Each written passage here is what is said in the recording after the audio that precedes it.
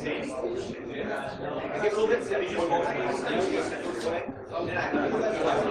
teaching is not a real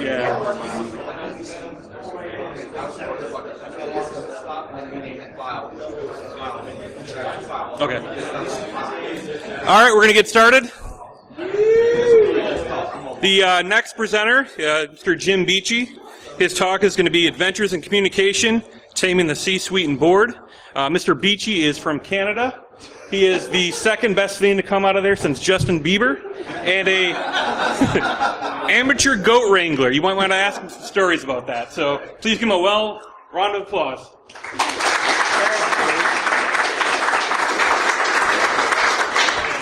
Yeah, I have a few too many of my colleagues here, so there may be a little trolling. I apologize in advance. I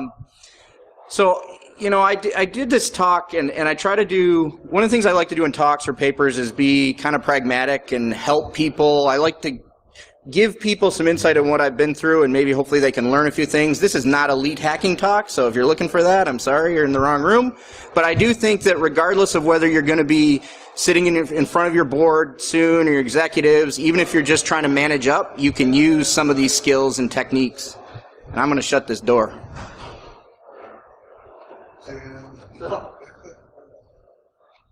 Hopefully you can use some of these skills and techniques in your day-to-day life at work, and maybe this will work and maybe it won't. We're failing already. All right, so who I am. My day job, I'm Director of Information Security at Consumers Energy.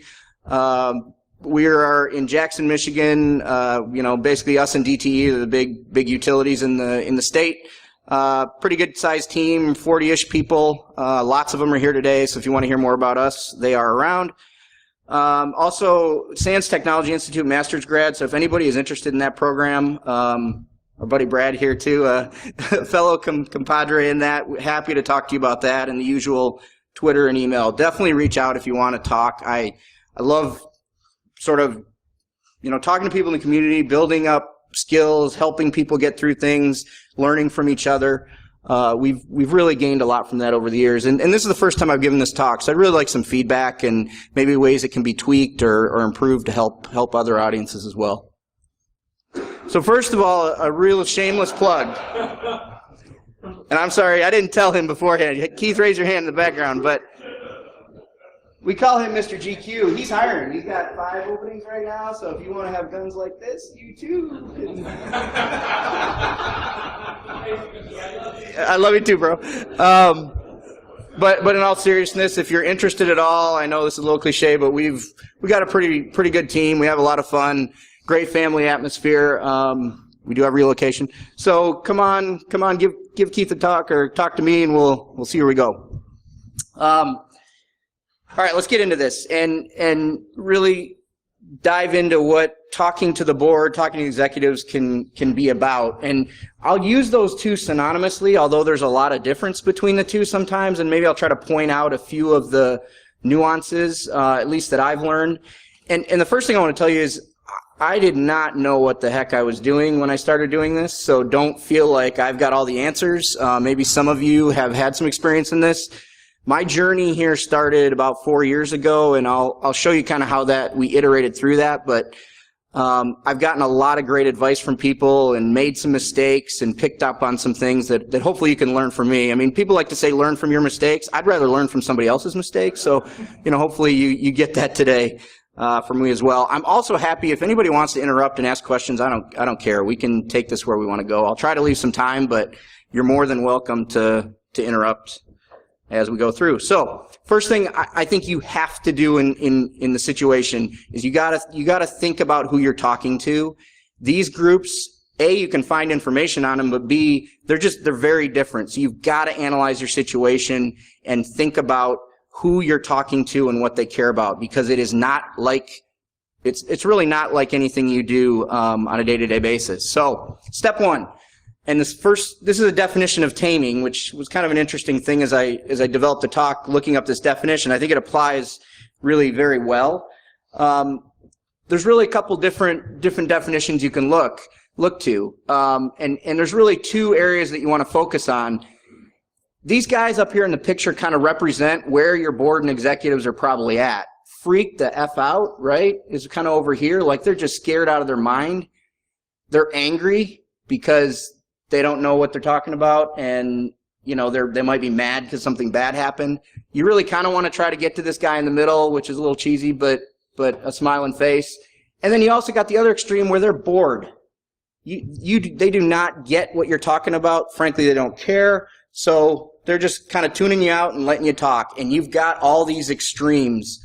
And I think for you and your situation, you really need to think about which situation you're in, because you need different strategies depending upon where you're at in this pendulum. And I will tell you, from my personal experience, this is a really tough one. My board has kind of been over here, scared to death, and some of my C-levels have kind of been over here, like, we're a utility, dude. We're going to sell power tomorrow. Cyber, right? It's kind of like the Y2K thing, right? I mean, literally, those are some of the comments we've gotten. So you got to find your balance. But the goal here, the ultimate goal, is to harness or control and render useful. You want these groups supporting your program, working towards what you're trying to put forward in the organization to advance your security culture.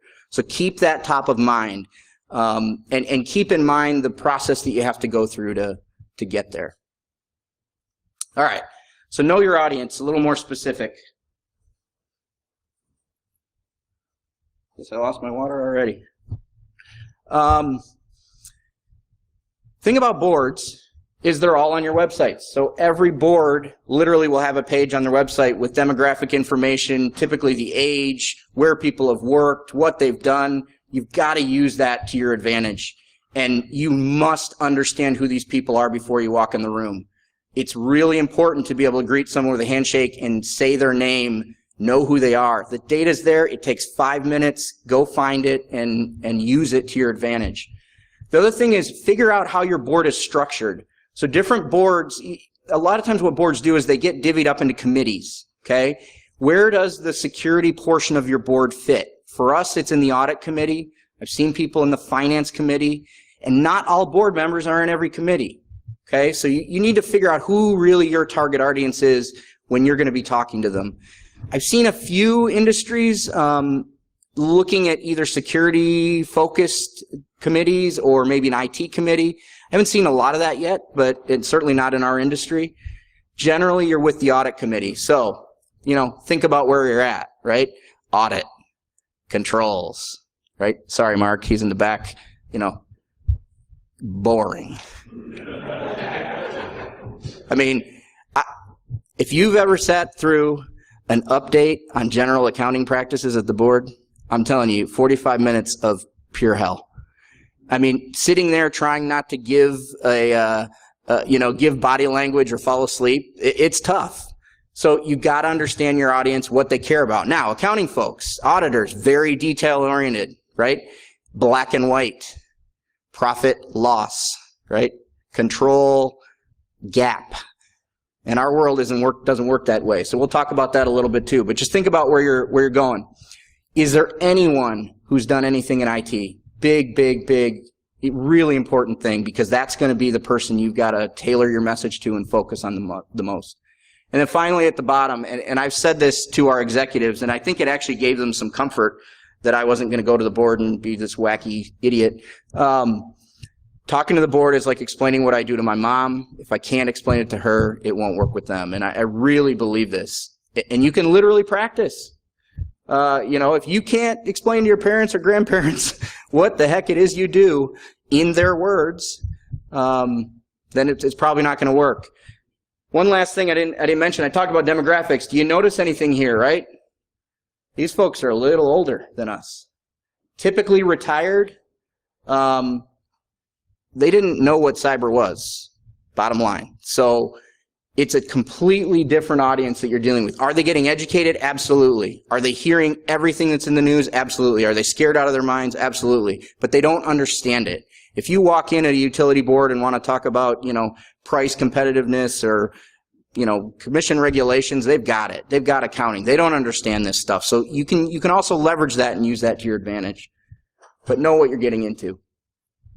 All right, one new trend to talk about that's really changing the game a bit is adding CIOs and CISOs to boards. And this happened to us very recently with these two women being added to our board in the last 6 months. And the tone completely changes when you have this. So Deb Taylor here, CIO at Norfolk Southern, the railroad company, pretty large company, obviously, really strong, versed in IT, pretty good in the security space.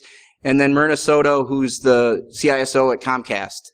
So obviously she's done this before many times. I can't bamboozle her, right? So it's a complete different dynamic when you add folks to your boards of these levels. And I think this is going to continue.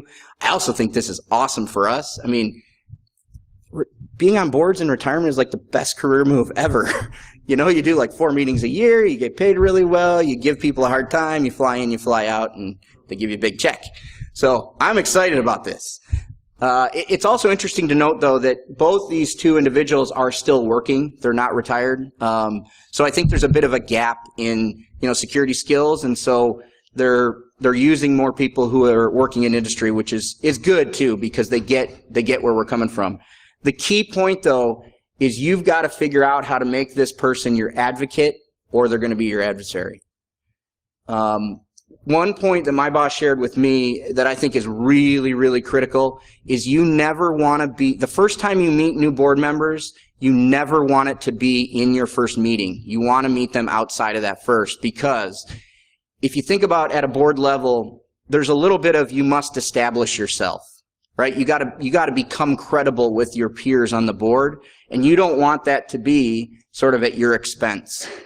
And so if you can figure out a way through board member onboarding, hopefully, to accomplish that, you can really work towards making this your advocate. If this goes well, these people are going to convince your executives why you need to do something or why you need to invest, right? First thing she asked me, is your SOC 24/7? Nope. Should it be? Yeah, I think maybe it should be. Immediately she's thinking about what she can do to help us. They were concerned our CIO didn't have, the right reporting, those kinds of things. I mean, they're asking us the right questions. So advocacy, if you can get that out of these situations, is huge. All right. So how to communicate. I'll spend a little time on what to do and what not to do when you're in these executive or board situations. One thing before we start is you have an advantage. And I correlate this to kind of a life story in that, my wife was married before to a total jerk, complete jackass. And it really set the tone for me. My mother-in-law thinks I walk on water. I mean, and I don't have to do anything. It drives my wife crazy. But if the bar is really low, that's a good thing. So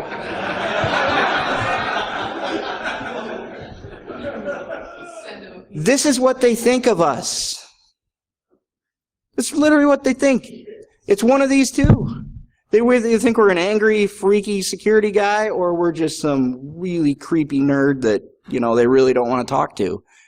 So if you come in and don't portray this, you're starting with an A.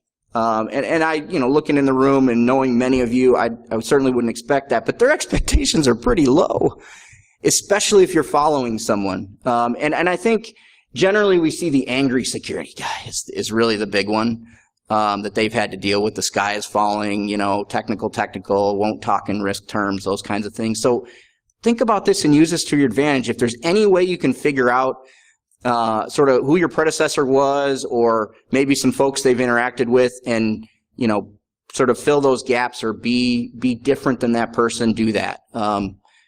This is changing a little bit, but the bar is pretty low. I remember the first day our CEO came into our SOC, and he had we toured with some board members, and he literally said to us, I expected to see long-haired hippies with, puppies running around in here, or cats. He goes, you guys are normal. What's going on? And I know it was a cat reference, Kyle. You're welcome. And this is in our corporate office, and he was surprised. So use this to your advantage. Do better. For boards especially, but even executives, you've got to portray a level of confidence. You have to tell them in your mannerisms and the way that you speak that you've got this. And this is hard for us because security is so wishy-washy. It's so much about managing risk. There's never a perfect, are we secure, right? Those kinds of comments. But you have to give them some confidence that you know what you're talking about. What's going to happen if they don't is they're going to probe you with questions and their instincts are going to kick in. When they see weakness, this is what happens. Okay? They're literally, it's shark-infested waters. When they smell weakness, they might not know anything about what you're talking about, but they will come after you if they smell weakness. And I don't mean this in a bad way, it's just their instincts. Because they're used to having someone come in that they've never talked to, and that person, they need to make a decision whether they're being honest with them or they're trying to bamboozle them. And so know that going in. And this is some of the best coaching I've got from, actually from one of our external auditors that, portray that level of confidence. Now, you got to be confident, but you also have to be clear and concise, or you have to be clear and concise. And when I say that, I mean, don't be wordy. Yes and no answers is okay, or a couple sentences. These people don't want to hear the, 6-paragraph answer, so be clear and concise. But most importantly, you have to deliver. You're going to get 1 or 2 opportunities where you're going to make a statement, you're going to make a commitment, and you have to deliver to that commitment. This isn't a deadline you can miss, just period, end of sentence. Or, it could be a career-altering move, or it could be, you lose confidence. Now, the minute you deliver, your confidence goes through the roof, and you just kind of continue from there. Once you build some capital, you can have some tougher conversations, but you've got to be confident, and you got to deliver. And be careful with your commitments, because you don't want to walk back to your team and say, sorry, guys, we got to get, this maturity assessment done in 3 months now that we said would take 3 years. So, and literally these things happen. You make a statement in the board, it goes into record, notice of decision kind of things. You've got to be accurate in what you're saying. So, kind of summarize this in negative terms. Don't be overly wordy. Some of us suffer from that. I do at times. Yes, no answers, short 2 sentences. Help your peers out. Practice those kinds of things. You can't be risk averse in your language. And this is really hard for us because we don't deal in absolutes. But yeah, we should be able to do that. Or, I'm hoping we can meet that deadline. You're dead. Literally. They're swirling now. And they're gonna ping you, they're gonna ask you questions, they're gonna hammer you down. They want a very definitive answer. And I don't mean to portray that they're like a firing squad.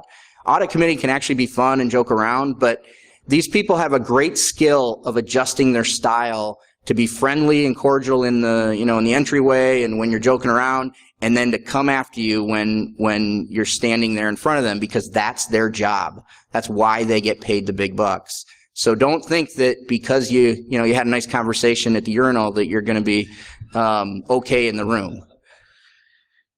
Big one, don't fearmonger. You don't need to. Everyone else is doing this for you.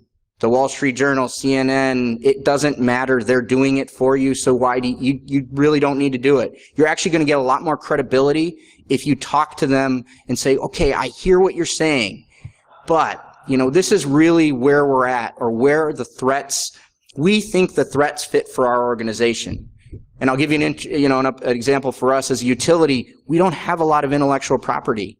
So many of the hacks and the attacks they've seen, don't get me wrong, we have big concerns, but we don't think about things from an intellectual property standpoint. Did you have a question or? No? Okay. No worries. You can keep your hand up. The other one is don't sugarcoat your bad news. Just own it. If you screwed up, if you had an issue or an incident, don't explain it away. We owned it. We did it. There was a problem. This is what we're doing about it. That also will get you more credibility. Even if it was some, Jason talked about this earlier, a stupid user clicked on an email, don't go there. They care about the company. They represent the company. They're not interested in, sort of, well, it was this area of the company or not yours, or if an IT admin made a mistake, or own the issue, be supportive, and go fix it or resolve it. All right, preparation, other big one, and this is another good one. I got this one from our director of internal audit, who does this obsessively, is brainstorming questions you think they might ask you. And literally you need to write them down and write down your answers. And you'll be amazed how, if you really think about this critically, or if you ask someone, well, what would you ask me? Maybe it's your CIO, somebody else that you know, somebody that's familiar with these people. Generally, they'll be able to tell you what questions they're likely to ask, because they know them, especially if you don't have a rapport or you haven't been in front of them many times. Really, really important thing to do. You got to have feedback loop. There's a balance here, okay? I'll tell a story of former life with former leadership where I literally had 39 revisions of a board deck. That's insanity. But you need to have some feedback loops. But don't obsess over it. And I think I'll talk about that later, because it can just become too much.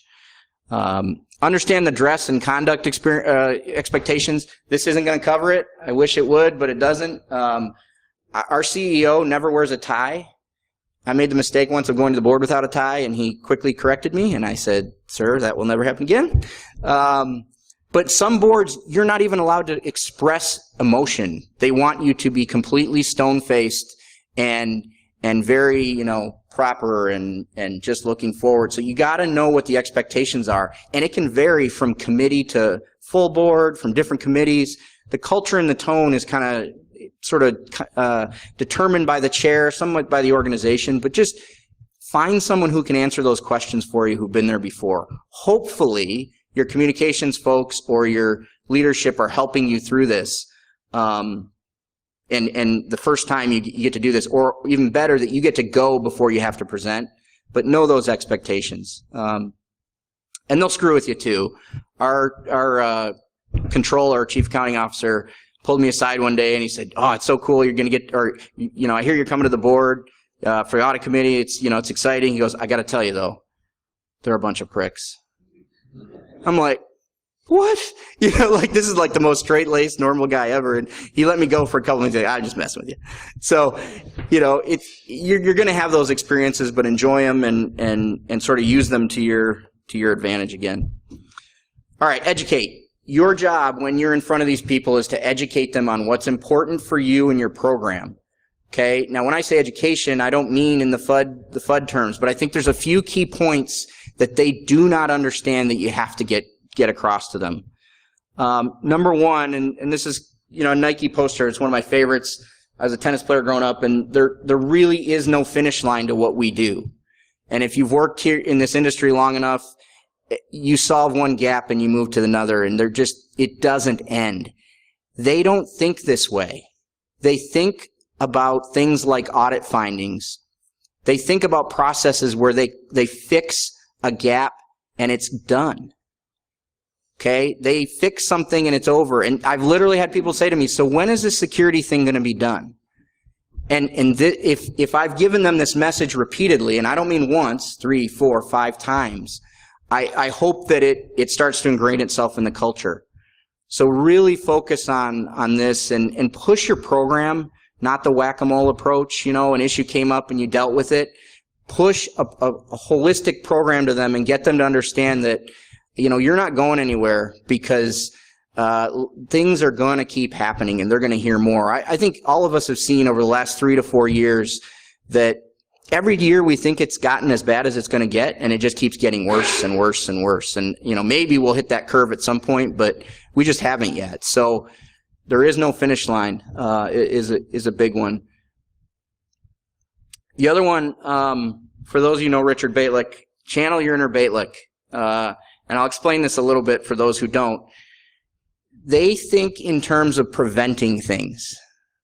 And Richard's basically he's, prevention is dead, controls suck, do detection and response. And, I'm kind of there. I'm sort of more in the middle. But when you're talking to your board and your executives, you've got to channel him a little bit.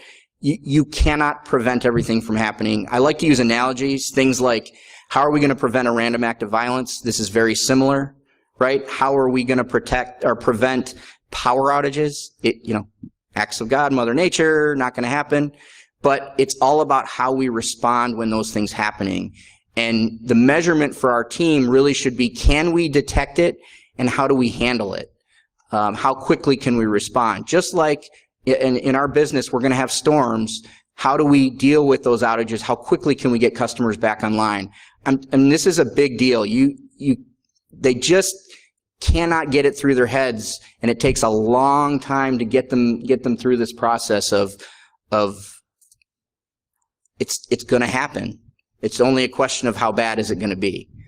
They're getting better because they've heard so much negativity, frankly, out there, and they see all the reports. But this is a pretty significant one. Okay, no matter what you're doing, especially executives, I do less of this at the board, although I think that's going to change. You're going to be asked to do some kind of metrics and reporting, and I think as an industry, we're not really good. Well, I think there's no question we're not good at this yet. Part of it, and I explain this to them, is that we're really immature as an industry. If you think about where we're at in our life cycle, maybe we're a teenager at best, early 20s. And if you think about where we were back in those days, we weren't very mature then either. The industry is very much that way. So use some analogies and help them understand that while we're giving you some good metrics and data, it's not perfect yet. You don't have actuary tables yet on, I mean, maybe some people are working on them, but how likely you are to get breached. I've seen some things of, Semantic has a calculator and some things, but it's not the stuff they're used to. So do some metrics and reporting, but keep that in mind.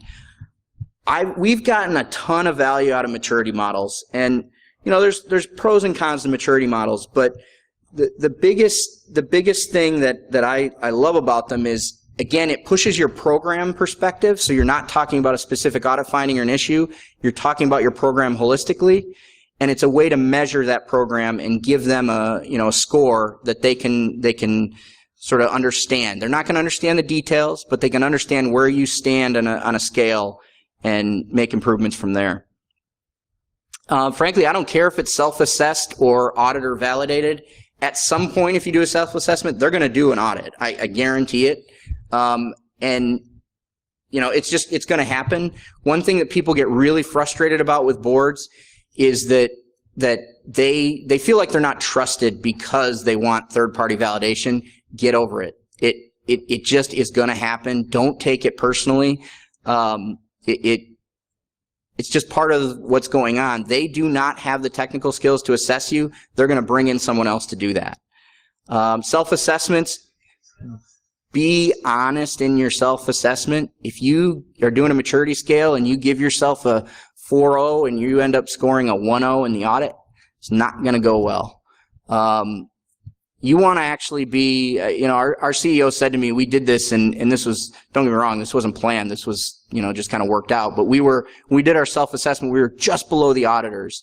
And the feedback we got from CEO is, that's exactly where I want you to be. I want you to be tough on yourself, but I also don't want you to be ridiculously low, just spreading kind of fear. So really be honest and get a lot of people involved if you're doing a self-assessment. The other thing is expectations. So if you think about maturity models on like a 0 to 5 kind of CMMI scale for security, when you get into the board, they will want 5.0 for everything. That's why not, right? And you have to figure out how to manage those expectations. And, we're not defense contractors at the end of the day. Do we have critical infrastructure, and is it really important that we do everything we can to protect them? Absolutely. But you've got to figure out what the sweet spot is for your industry. And frankly, you need your external auditor or internal auditor to communicate that to your board. So work on what the expectations are out of that maturity assessment. I mean, the minute we started talking, our auditors actually said, well, we want them in kind of a 3.5 range. And literally the first question, well, why not 5? And my answer to that to them is, at some point you're going to have this huge amount of diminishing returns. To get to 5.0 will cost you exponentially more money, and it will provide you, at least for our industry, only a certain amount of extra value. And you have to sort of get that point across, but you really need someone backing you up.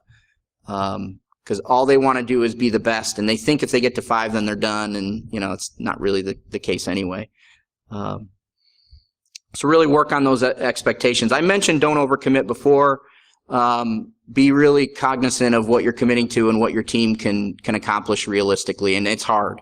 I mean, I've certainly overcommitted in the past, and you know, you have to balance where you're at in the political situation, but be really careful about that commitment. And then finally, you know, in this, board members really don't care too much about how much it costs, I'm going to be honest with you, because generally the dollar values they're dealing with are so much up here in the stratosphere. I mean, they are, you add a 0 or 2 to whatever you have, it's mind-boggling the risks they think are manageable.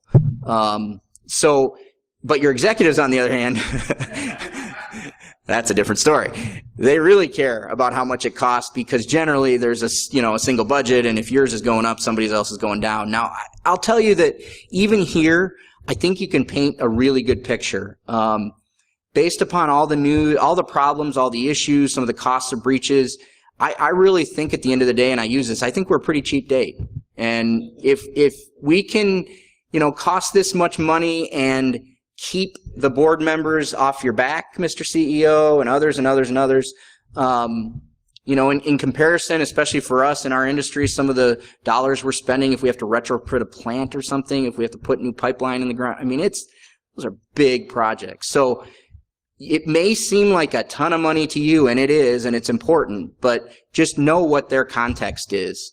One way to get that, if you do any kind of enterprise risk activities, generally they're going to rank those risks from a cost perspective. Find out where their manageable comfort zone is. You may already be doing this as part of your program, hopefully you are, but if you're not, figure out what gets them into a yellow, and you'll be shocked how high those values are. Tens of millions, 50 million, I mean, depends on your company, you know, size, but find those things out. So, maturity models, and those who've heard me talk, I'm a big SANS Top 20 critical controls guy. Happy to talk about this as well with anybody and get you in touch. I really believe in the model as a method to rapidly improve your program, and when I say improve your program, I mean from a real-life, day-to-day, technical, nuts and bolts standpoint. This is not a governance framework, and I actually think you should start here if you're building a program. Start getting some wins technically, and we've bolted on the governance later. Part of that's just my bias, because that's what I like to do. But love this model. And if you take a look at this, what I love about maturity models is you can visualize to your executives or your board where your program is. They don't have to know a damn thing about security, but they can tell right here, and this is a sample, although it's not far off from where we were, they can tell we got issues, right? All you have to do is convince them that this model is valid, which isn't very hard given the expertise behind it, the people behind it. I used to say, this isn't Beechey's crazy idea. I would literally say that to them. This is an industry model. Yes, we've self-assessed, but if you'd like to, you know, bring an auditor, it's fine. But what we did was we took each of the sub-controls under each of the top 20. We just cut them in thirds. If we're doing less than a third, it's red. You know, 2/3, it's yellow, and more than that, it's green. We did not make this simple. It was binary. We didn't do anything as far as, well, we're doing that kind of, sort of, so we'll give it a 2.5, and, you know, it was just yes or no. Very much try to take the subjectivity out of it. It was not scientific.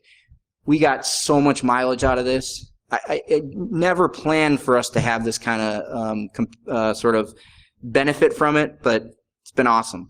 And what I want to show you is, again, they don't have to know anything. So this is where we started. Hey, this is where we're at year 2. This is where we're at year 3. Or you can say, if you give me $4 million, look at the, right? Exactly. Yeah, go ahead. I have a question. This is fantastic. So, what's the effort to maintain everything nice and clean? Great question. Keith left the room. That's kind of his mantra. It's a very fair question. So, what's the effort to maintain everything green was the question, and the answer is, when you're pitching to them the dollar values that you need to invest, make sure that you have the ongoing investment in there as well, because there is significant investment. And the biggest thing I can tell you is you've got to have the people. You have to have the people. I'll take people over tools any day because there's so many great free open source tools, but they think of this like a capital investment that they can buy something and they're done. You cannot get there. So if you need help getting money, this is a great way to start, but include your FTE estimates in this as well. Include your ongoing maintenance, those kinds of things. Is that what you're looking for? Great point. So just use these kinds of things. I'm happy to send these to anybody who wants them. But this is, I mean, when your CEO says, oh, he literally says to me, well, two things happen. I'll tell a couple stories.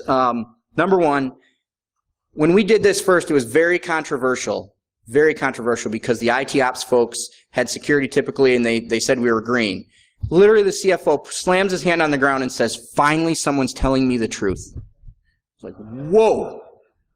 So got a little credibility there. And the CEO turns to me and he says, sounds like you got a lot of work to do. Come talk to us in 6 months. Go. It was great. I'm not going to say all your experiences will be that easy, but this is good stuff. Don.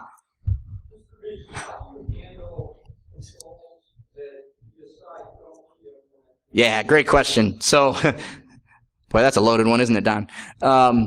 So Don runs our SCADA OT side of the shop, and we have modified this framework for those environments.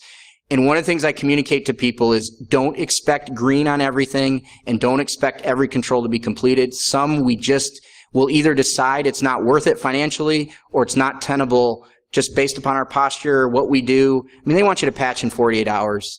That's a dream world for most of us, right? Maybe we can get Adobe updates out, or hopefully you're killing Adobe or whatever, but we can't even do that. I mean, so there's some tough stuff. So communicate to them that 100% is not the goal. And again, it'll show that you have some insight and some acumen into understanding business risk, and that'll help you. Yeah. Today's world is kind of the industry best versus no, it's not. Yeah. I wish there was benchmarking, and I'm gonna talk about this a little. The bottom line is I don't know. I wish I knew as far as who. I'm waiting for SANS to someday do or Center for Internet Security, I guess owns this now, to do some kind of a study anonymously where we get all this aggregate data and we can kind of figure out where we're at. I'm going to talk about benchmarking though, so I'll hit that real quick right now. Thank you for the segue. One thing that will help you immensely that you have to do is benchmarking, and I've learned this from our new CIO who's really big on this. But benchmark wherever you can. Budget, headcount, best practices, and I'm saying this in a fancy way, and I've got some examples here of where you can get benchmarking, but you can get really good benchmarking without anything, some grand industry report as well. And I'll give you that example first. We have a great relationship with DTE, consumers in DTE, from a technical standpoint, our SOCs talk to each other, managers talk to each other. I know how many headcount they have, in what areas. They know how many we have, in what areas. You don't think that's valuable for us when we're trying to convince an executive? And they have a little more on the analyst, PM, kind of some of the softer sides. I think we have a few more in our SOC and things like that. So Jason's over here smiling. We can leverage those little tidbits to help us justify. So you can find benchmarking even if you don't have some grand industry report, and you really, really need to. But here's a few good ones. Gartner percentage of IT spend. I know we're supposed to hate Gartner, and yes, they're sometimes evil in the security world, but you got to know that number and use it. You'd be surprised how much it can get you. And 6%, I've certain averages, 8%, things like that. Thanks, Christian. You can get there, and you'll find that will help you out a lot. Executives are like everybody else; they want to keep up with the Joneses, and so use that to your advantage. Yes. If security is more than just an IT problem, why are we looking at percent of only IT spend? Sure. There certainly are other metrics, IT spend per employee, those kinds of things. I just still think that most of us are in the IT group. Ultimately, our budget goes to the CIO, and ultimately, he or she is going to make some determination about where you're at. And so this is, as much as anything, a pressure on them to make sure that you're adequately funded within their budget. But you're right. There are other metrics, and certainly if you don't fall into the IT stream, or if IT has this huge budget and you've got this tiny one, you can use this, but there are plenty other ones out there. I've gotten more leverage out of this, but frankly, you can use the one that works best for you too. You don't want to be evil about this, but there's a lot of data out there. So use it in an honest way to get what you need. Relationships are huge. You have to build relationships, and this is important for your program, obviously, but also talking to the board. I've gotten so much out of these people in helping me prepare for these situations, these conversations. It's the interesting part. The person I've actually gotten the most from is we use an external firm to do internal auditing. The partner of the internal auditor, KPMG partner, is the person who has mentored me the most in talking to the board. Weirdest thing, right? You would never expect that. We've developed a relationship. He'll call me. He'll tell me when they have private session and give me some kind of insight into what they're looking for. He'll give me feedback on what he heard. Invaluable. So figure those things out and build those relationships. This kind of goes without saying, as I just said it, but auditors are absolutely your friend here. There is nothing that'll get you action faster, other than a breach, than an audit finding. Again, executives want gaps closed. Board members want gaps closed. If you have a gap from an audit, own it, celebrate it, close it, deliver on that. This is an opportunity for you to deliver something to the board. Even if it's a simple finding, you're going to build that equity and that capital with those folks. So embrace your auditors. Yes, I know they can be difficult. Yes, I know they care too much about identity and access management instead of, how good your SOC is and your IR processes. Sorry, Steve. But it is what they know, but leverage what they can, what they know, and help yourself out.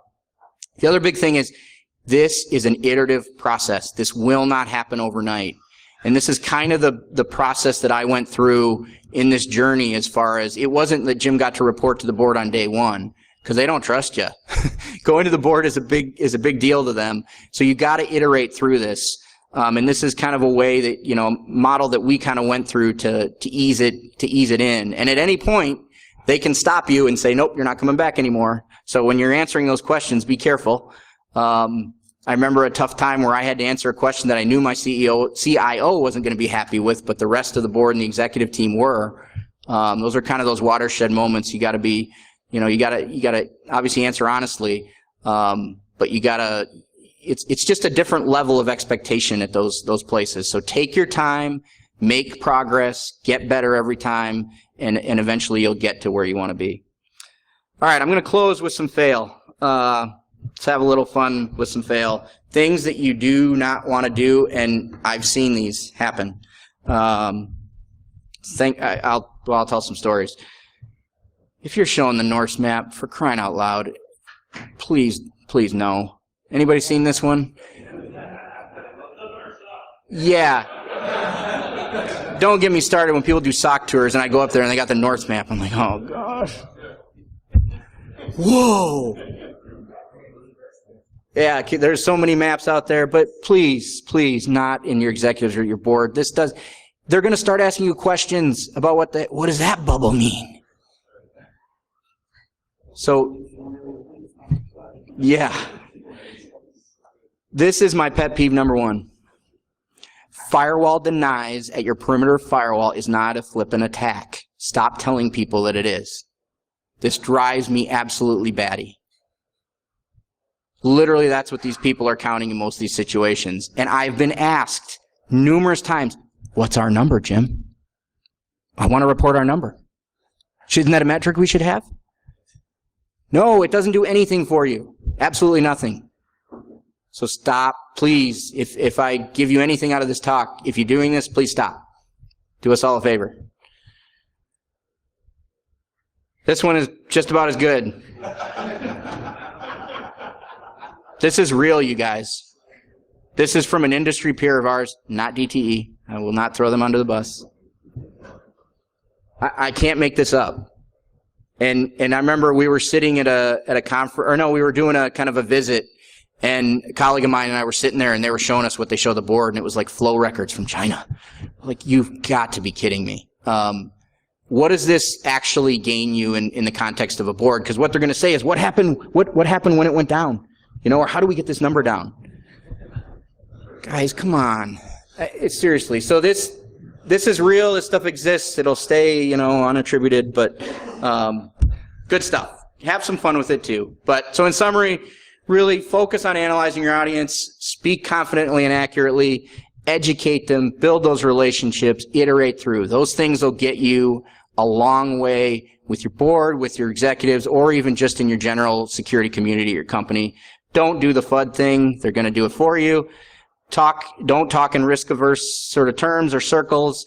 Don't expect for perfection or obsess, and really don't burn those bridges, because you're going to be coming back and back and back to these people again. So thank you, and with that, I'll certainly take any additional questions, or we can talk outside.